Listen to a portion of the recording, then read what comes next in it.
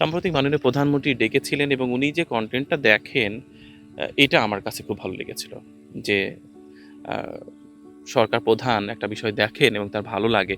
সরকার প্রধান হওয়াটা তো আসলে মহান আল্লাহর একটা রহমত।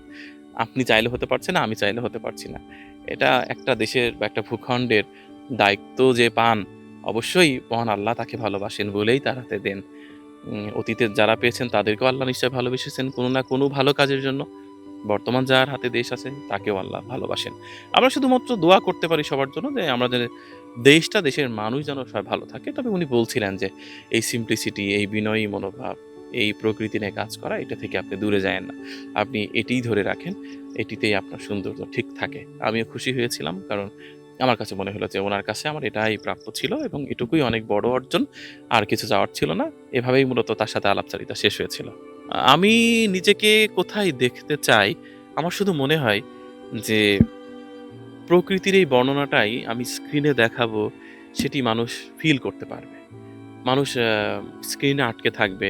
অনেকটা সময় এরকম হয় না যে আলিফ লায়লা দেখতে, দেখতে আমরা ভাবতাম যে এই পর্বটা শেষ না হোক, আরেকটু বড় হোক, আরেকটু বড় হোক।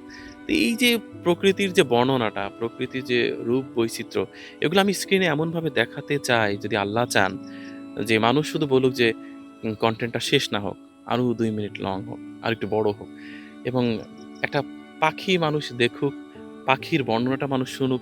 খুব সাম্প্রতিক একটা প্রোগ্রাম আমরা করলাম জলময়ূর নিয়ে। প্রোগ্রামটা ভাইরাল ছিল। তো জলময়ূর আমরা দেখিয়েছিলাম, জলময়ূরের জীবনাচার আমরা একটু বর্ণনা করলাম। তো এই যে হারিয়ে যাওয়া, প্রায় হারিয়ে যাওয়া একটা জলময়ূর মানুষ দেখলো এবং সেটাকে একেবারে হৃদয় থেকে ফিল করলো। মানুষ গভীরে প্রবেশ করলো। আমি চাই মানুষকে স্ক্রিনে আটকে রাখতে। যেন শেষ হলে মানুষ একটা আফসোস নিয়ে এটা বলে যে আরেকটু বড় হলে ভালো হতো। যেন মানুষের বিরক্তির কারণ না হয় কোনো কনটেন্ট বা কোনো সৃষ্টি। এটাই আমার চাওয়া।